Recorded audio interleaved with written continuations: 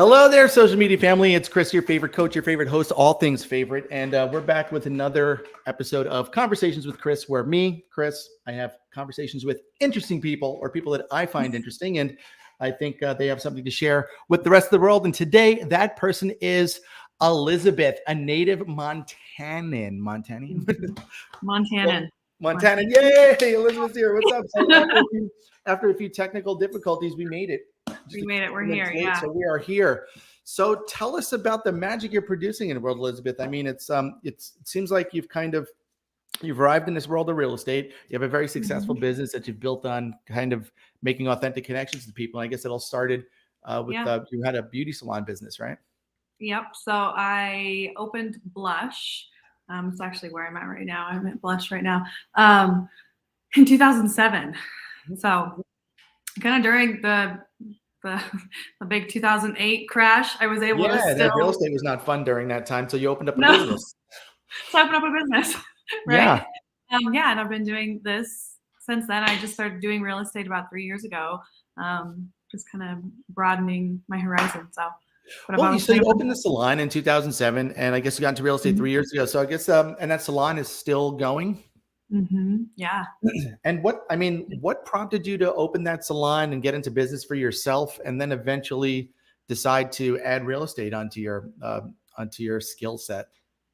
I think opening my own place, because I worked for someone the first year of my career, and we had some family things happen. And Montana's a big state, and I couldn't make it, couldn't get time off. And I was like, I think I want to be my own boss, because I thrive with relationships. That's my biggest thing. That's what fuels me. And so I think I was like, I want to be my own boss. I want to do my own thing.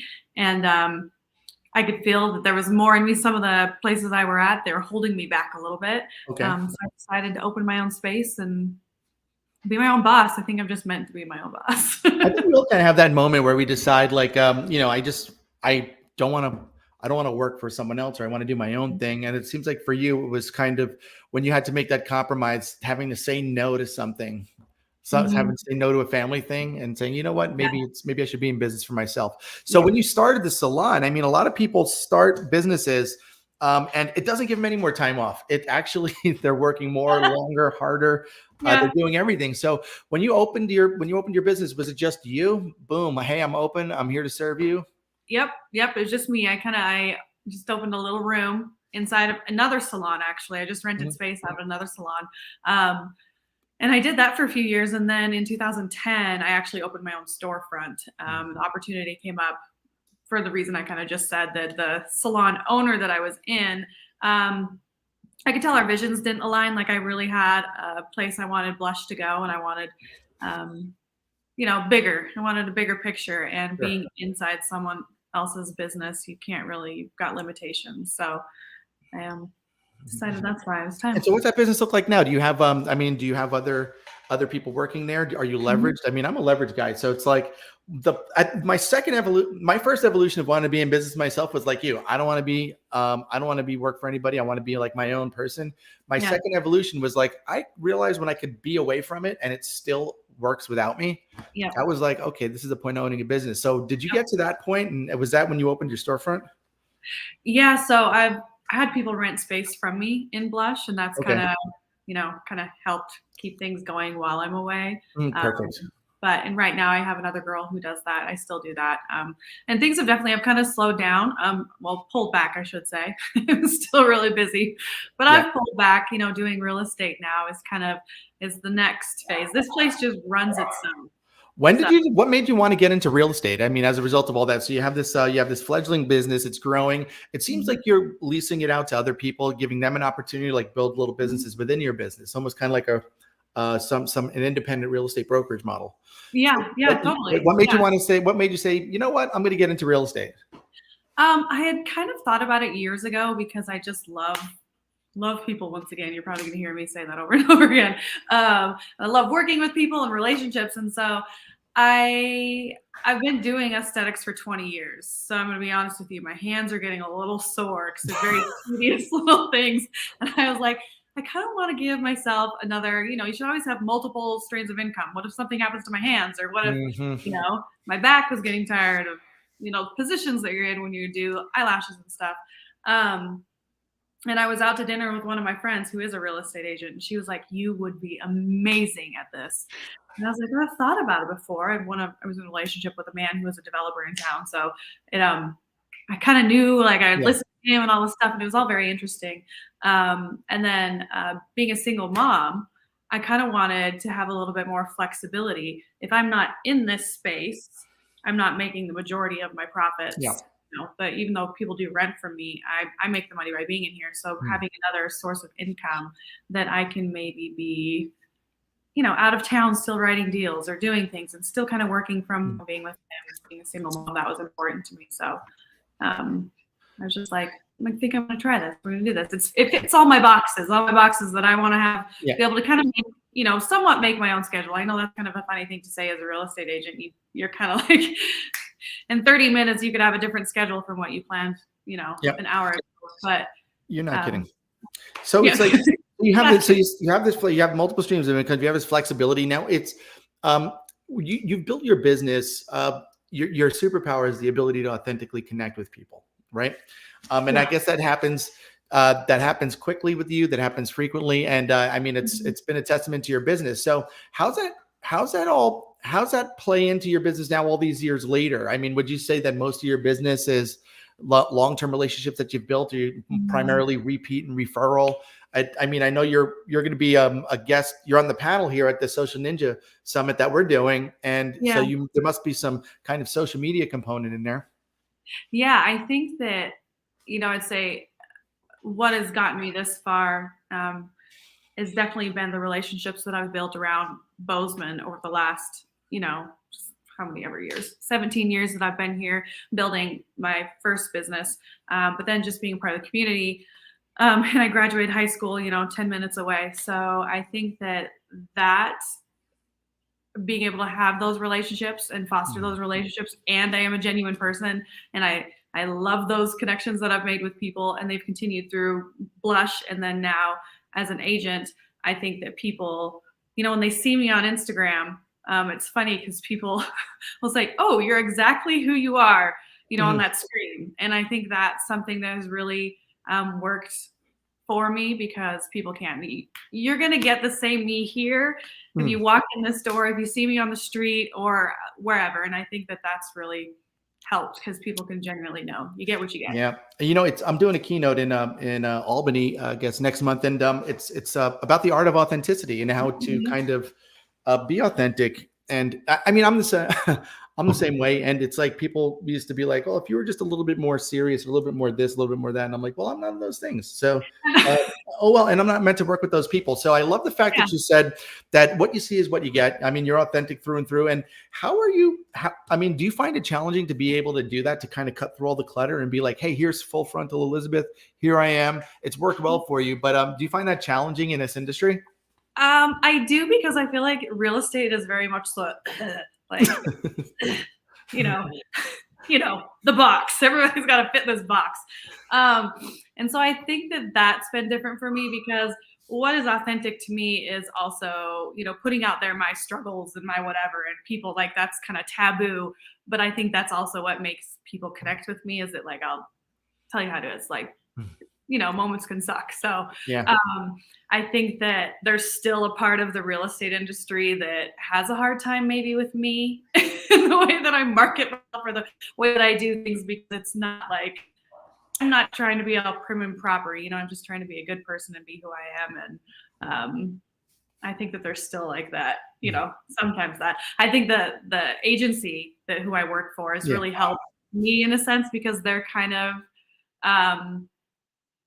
outside of the box people too. And, our rules are about breaking rules and being, authentic. So it's been good to be with that kind of group, that we are trying to nurture people's differences and, marketing yourselves in your own way. Yeah. The only thing we have to offer is ours. I mean, it's seemingly the same product or service, right? So why do I want to sell my house or buy a house through one person over another? And it's really people, not companies, it's like, so it seems like you've kind of figured that out. So when you look at your past year, where would you say, when you think about all the transactions you've done over the past year, if you had to source them, where did those leads come from?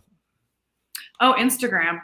Okay. I've gotten most of my listings this year have come from Instagram, people from there. And I've had some people that have known me, known of me because of just my placement in the community, but they follow me on Instagram. They specifically said, we wanted someone to market this new hip kind of like out there kind of way. And I was like, oh, perfect.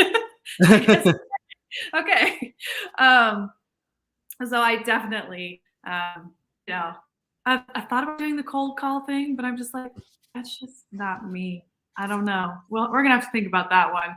I think Instagram is going to be my route. Yeah, well, so take us through that. So take us through that kind of that lead pipeline. So are you strategic about the things that you're posting on Instagram to like generate that interest? Are you utilizing calls to action? Or are you just kind of throwing stuff out there, and then typically somebody will just send you a DM and be like, "Hey, Elizabeth, I need some help here in real estate." I mean, how's that work? What's that look like? So yes, that is how it works. Mm-hmm. I hate to say I'm not super strategic, only because I feel like when you're trying to plan things out, then it's not completely genuine. Yeah. You know, like it has to That's be. why we do these things live, and I don't tell you questions ahead of time or anything. That's why we do this exactly what we're doing. So I get it. It's magic happens. So you don't plan things out, but you don't plan it out, but you're on purpose about it. Yeah, I'm intentional about what I post, and I take it a step further too. Though I'm intentional, knowing that okay, maybe I've posted a reel and I've posted a photo and I've posted something, like I need to put some real estate out there. Like I put things that need to be out there, but I'm not one person that's like, today it's going to be a real estate post, tomorrow it's going to be a mental health post. Oh yeah, like that kind of planning. Sure. I don't do that kind of planning. Like whatever feels genuine and feels right at the moment, or if there's something going on in the community, or if there's something going on with the market, I will put it out there. But I'm not going to do that every Monday. I do the market update every this, like, and then people are engaged. I had somebody this weekend be like, yeah, you're one of the only people I watch. I just like wonder what she's going to be doing next. Like I'm keeping them on their toes. Well, that's cool.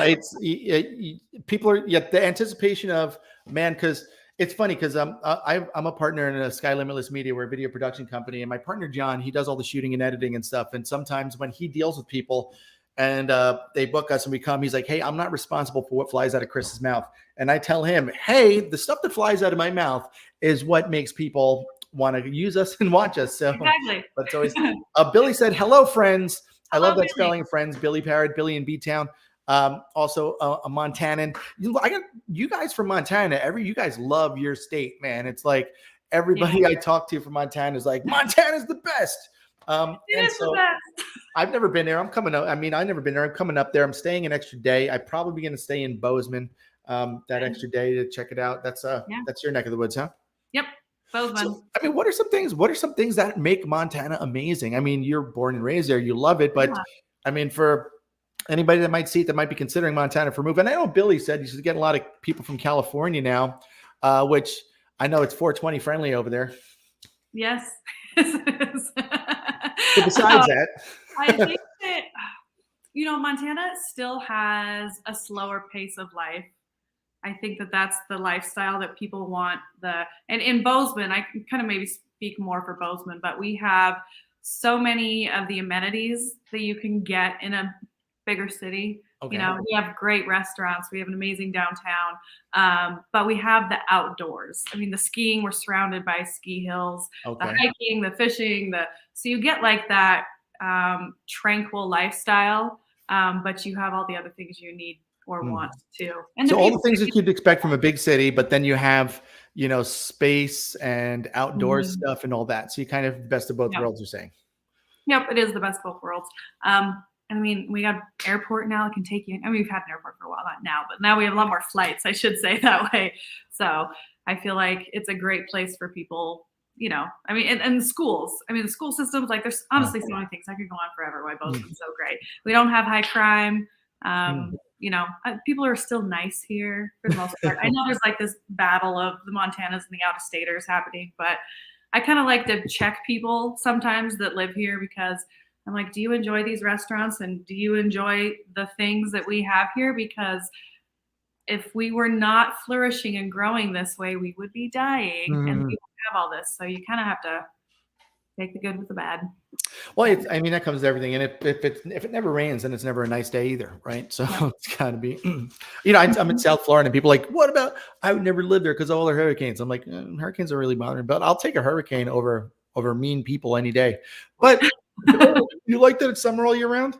Yeah, I do. Oh, I would love that. See, Listen, I love skiing. I grew up in New York. I love skiing. I love the snow, man. I love, there's something weird about a Christmas time. That's, I've got a year-round Santa Claus in a bathing suit in my living room here, just like with a surfboard. Yeah, and it's okay. So, yeah, my girlfriend's Jewish, so that's just like, there's like an old guy in the corner with the bathing suit on. I'm like, but then it's funny, so it doesn't matter. I leave him up here all year round. But it is weird. But I mean, I think you could travel to anywhere you want to go. I mean, my thing is, I'd like to own so much real estate. I want to own real estate everywhere where I really love, so and I want to be able to travel without having to pack a luggage. That would be amazing. I like that goal. Isn't it nice? So what are some of the other things that attract people to Montana? I mean, how's the business opportunity there? Do you guys have state income taxes? Yeah. So we just don't have sales tax. Oh, nice. No sales taxes. Okay. Kind of a thing, like we have so many people come in here. I feel like that would really help if we had sales tax. Yeah. Yeah. But you guys have income tax. Yes. State income tax. So Florida, we have got no state income taxes, but we have sales taxes, and then we have like that hotel taxes. It's like 13% or something. What is that? The resort? Is that what you're called? The resort tax? It's a short term. It's a short term hospitality taxes. If you're like less than 6 months, so for hotels, Airbnbs, and things like that. So definitely, I mean, not having the state income taxes, we're making the money from the sales taxes and from the people that are traveling for vacations. They go out all the parks and everything like that. So people visiting Montana, what do they usually come for? I mean, you mentioned skiing, the mountains, stuff like that. Skiing. Everybody comes for skiing. Fly fishing is a huge, huge deal here. Just anyway, we have 2 parks. We have Glacier National Park. We have Yellowstone National Park. So people come to see the parks. Honestly, weddings, oddly enough, we have a huge, huge bridal industry here in Bozeman. Destination wedding place. So it's a lot of stuff. You got a lot of, I mean, there's a lot of stuff going on over there. So people have destination weddings there a lot. Yeah. We also have, have you heard of the Yellowstone Club? I mean, I know Yellowstone. Okay. So there's this community in Big Sky called the Yellowstone Club, and actually a lot of famous people live there. So a lot of people with just money in general live there, and it's 40 minutes away from downtown Bozeman. Nice. And during COVID, a lot of those wealthy people stayed in Big Sky just for the less restrictive lockdown policies. And so I think when that happened, a lot of those people would visit Bozeman and brought a lot more notice to the town. So that is why over COVID, it's crazy what happened. The population numbers, and it's been great. It's been a lot. There's been a lot more development because of that. There's been a lot of moving and shaking because of that. So that sounds good. So I mean, it's in this world, we're gonna be coming there. The social Ninja Media Summit's gonna be coming there next month. I'll put a link here for you guys to register if you haven't registered. But Elizabeth is going to be on a panel of local professionals that are using social media to build their business. And as you heard, she's here. Instagram has been very good to you. And just by being authentic and putting things out there. What are some of the things that you're going to talk about in that panel? Like if you were going to give advice to agents, whether they're new or seasoned, that kind of are overlooking this opportunity that you've grabbed onto using social media, specifically Instagram, to kind of stay in people's mind and get your message out there. Well, what advice would you give them? Just do it. You just have to get over yourself and do it. I think with sometimes with me, I overthink it. And I think that you can't overdo it. Just putting yourself out there, because social media is the new way of advertising. It really is how people are connecting now.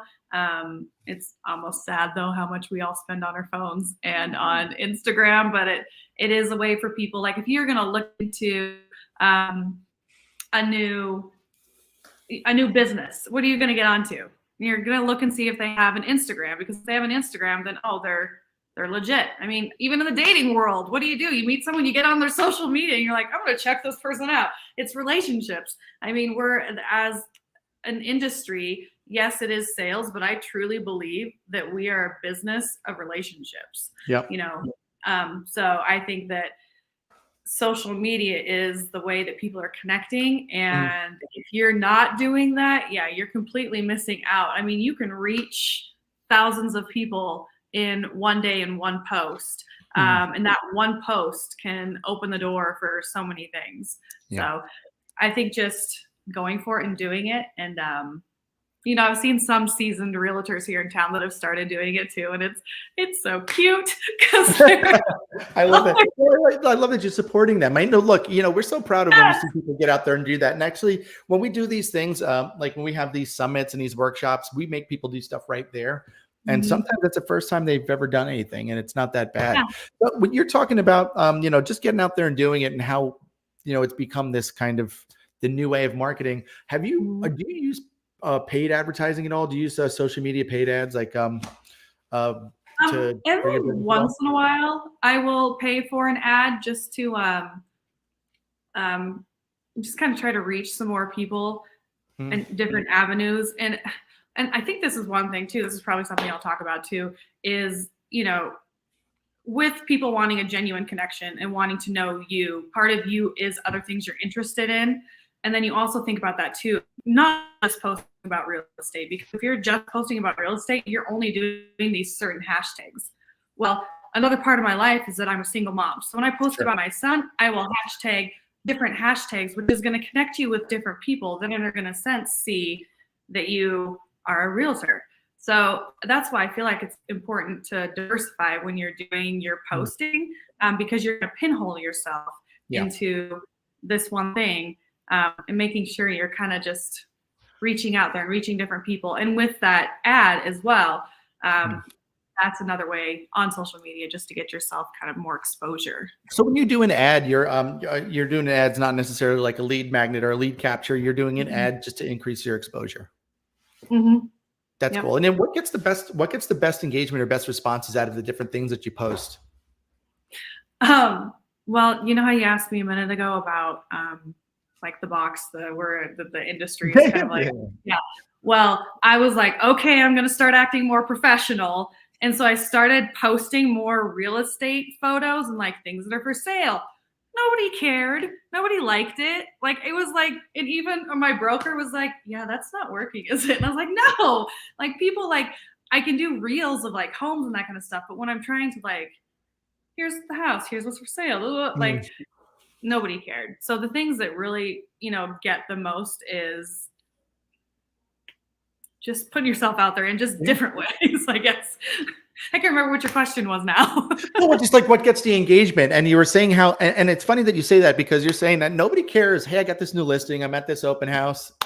Okay. Nobody really cares. I always say, what are you trying to floss for other realtors? Just being like, hey, look, I got, because nobody cares. But the things that get the most engagement, you're saying, are just like kind of when you put yourself out there. Yeah. Put yourself out there. Just show people what you're doing. Things that you're interested in, you know, and obviously they need to see that you can work and do your job. So yes, having some real estate there, but in a, you know, they know what you do. So if they like you as a person, they feel like they can trust you, then they like you, and then they're going to ask you to help. So you mean to say that you don't have to constantly say, hey, I'm in real estate. If you know anybody looking to buy, sell, or invest, give me a call. You don't have to say that all the time. No, I don't think you do. You do. So I don't think I have to tell people how much I make in order for them to pick me. That's great. Yeah, I got you. So that's cool. So you've built this business. You're just putting yourself out there, primarily Instagram, and you're using paid ads sometimes just to like increase your exposure. When you do that, how do you measure the success of your paid ad campaign? Do you go by views or follows, or people registering for something? I try to look at both. You know, views as far as, because it'll show you views and who has viewed it that's already a follower or not a follower, kind of new, or if they've engaged, if they've gone and looked at your page. So I just kind of take a look at those, the analytical part of it though. And then also it's kind of all about the followers, oddly Mhm. enough. The organic ones, like I've never, like, I know some people do pay for followers, but I've always felt like that was not a genuine way to Yeah. get people on there. So I I think have there's, that's interesting that you're saying that because people always ask me about that too. And I think not. there's something different if you're paying just for followers or if you're paying to get in front of the right people that choose to follow you. I think that's what Yeah, it. So if yeah, you pay to like, because you're a paid ad, you're not paying for followers, but you might be expose yourself to someone yeah. that's not a follower because you paid for it, and they become a follower because they choose to. I Yes. think that's different I than think that's different too. buying vanity buying Vanity vanity shop. followers, just yeah, I always tell people stay away from those vanity metrics. But this No, I so don't think you that's can actually track your lead sources back to where you connected on social media. And how are people when people have a need, are they usually reaching out to you like, hey, I'm looking to buy or sell, just right on Instagram, yeah, or do they have yeah. questions, and do you have a CRM that you're following up with them with? Yep. So usually they just DM me and then we we do the whole put their name down and then they go. I mean, everybody has their own little, Yep. yep, put their names in and then we follow up. And yeah, we've already closed 3 deals this year on people that found me on social media. Mm. So That's good. yeah, That's cool. All while being a single mom and running a salon. running a salon. Yep. So what's next for you, Elizabeth? Like right now, like in 10 minutes. I gotta go over to the office now. I gotta go call some Yeah, clients, get some stuff done. you got to do what's next for you in your world. I mean, are you Wow. gonna just are you building both of these businesses? Are you looking to leverage them? Are you expanding, looking into something else? I am gonna just work on hustling the real estate world. I can tell that's, definitely where I want my future to go, my future to Mhm. be in. We have some really exciting things happening at the agency. We just opened another office up in Big Sky, so we're gonna be, working a little bit more up there too. So that is what's next for me. Just kind of diving in a little Okay. bit deeper into the real estate world and trying to figure out this social media thing a little bit better. All right, mother. Listen, it seems like you've got it a pretty good handle on it to me. So, if there's what is there anything I'm not asking you? Any parting words do you have for people that might see this that you really want everybody to know? Oh man. Well, kind of like you already said, that if you're not doing social media and taking advantage of the fact that it really can be free ways to connect with people, and get clients and get leads and see what else is going out there, and just an educational piece of all of it, Mhm. like watching your guys' stuff. You can learn so much from other people in the industry. I really feel like Instagram is a tool that we could all be using a little bit more, if you're not using it. Sure, jump in. If you're not doing anything, do something. I Do mean, something. Just do something. yeah, just do something. You're not going to break it. Well, Wise words from you're not going to Elizabeth. break the internet. Wise words from Elizabeth. We appreciate you. You heard it here. Be yourself. Everyone else is taken. And we will see you guys. We'll see you guys in Montana this month. Yeah, it's October now. Oh, it's It's October. October already. Yeah. Yeah, I can't keep track of the days. It's Monday. Well, that's what happens when you're on vacation every day, like I am. So we'll see you guys this month. I put the registration links there. If you have questions for Elizabeth, she's going to be there taking part in our panel. Just you can reach out to any of us. We're here. We're pretty easy to get in touch with. Just make sure Elizabeth's got that right browser if you want to.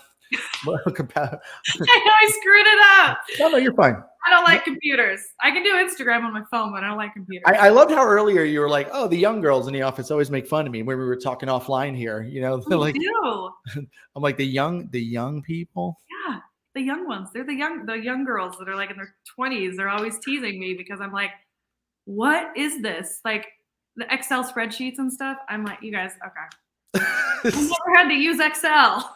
It's good to have nerds around. Well, keep doing what you're doing, Elizabeth. We'll see you out there in the virtual world, and I'm looking forward to seeing you when we get up there to the wonderful state of Montana. Everybody thinks it's so wonderful. I can't wait to have my first visit there and see what it's all about. So have a prosperous day. You got to get to the office here. We'll talk to you soon. Thank you so much for joining us.